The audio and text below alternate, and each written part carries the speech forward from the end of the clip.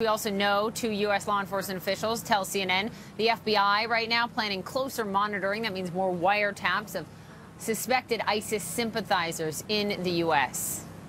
All right. In the Paris attacks, we know at least one of the terrorists hid among refugees coming to Europe.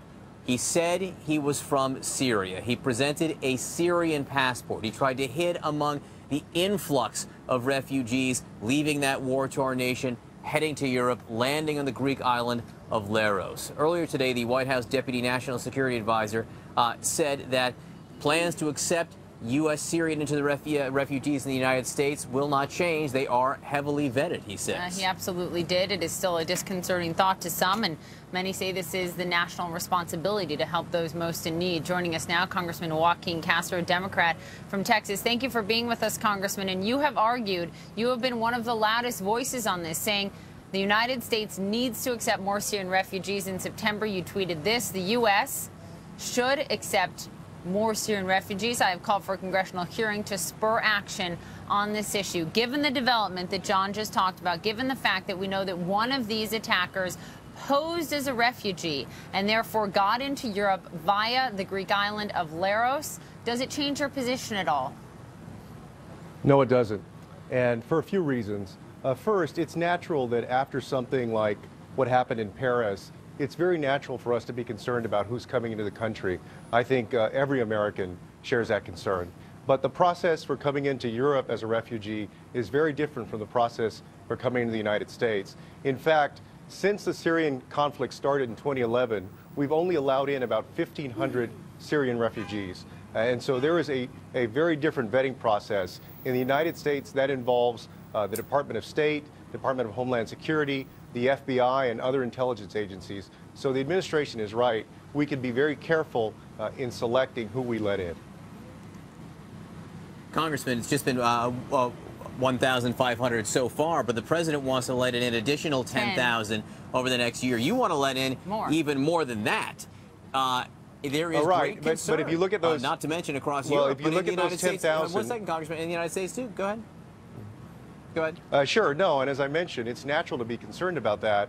But the process is also taking about 2 years for the folks who start to the time when they come in. So it's very likely that the 10,000 that the president is trying to take in 2016 are folks who are already in the pipeline. In other words, not any of the folks who just left recently.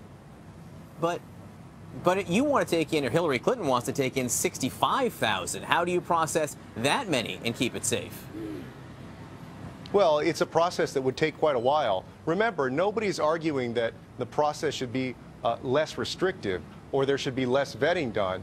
And because we believe that that process is a thorough one, we believe that we can lift that cap. Let me ask you this. When you look at our borders, obviously in this election, when you look at U.S. borders, a lot of focus has been on the U.S.-Mexico border. Our Kyung Law has done some fascinating reporting on some refugees, some Syrian refugees who have come in via the border from Mexico into the United States. And as she reported, when they have no documentation and say they are being persecuted in their country, they are allowed, ICE has to allow them into the United States. Is that a concern of yours? Is there something that should be done on that front where you think the states can walk the line between helping those who need it most and also protecting the country?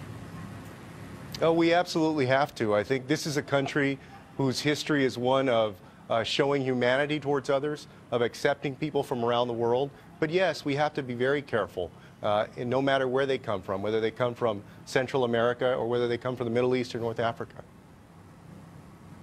But what does that look like, being very careful? What does that look like to you in terms of ICE and other agencies changing policies or practices? Well, no, I think that what they've got to do is make sure that the process that's being followed now is followed throughout. Remember, there are multiple layers of intelligence work and intelligence gathering that goes into figuring out who's going to be allowed to come in here. And so it's a fairly thorough vetting process, and we need to make sure that we keep that up. Would you feel safe if you were in Paris right now with ISIS admitting and succeeding in getting terrorists in through the refugee process? Would you feel safe here? Oh, well, let's be honest. It gives everybody Parisians and everybody from all over the world pause. And of course, it's natural as a human being to fear for your safety after an event like that. But I trust that the French government and the mayor in Paris and everybody there is taking all the steps that they can to make that city safe. Congressman Joaquin Castro joining us from San Antonio tonight. Thank you so much.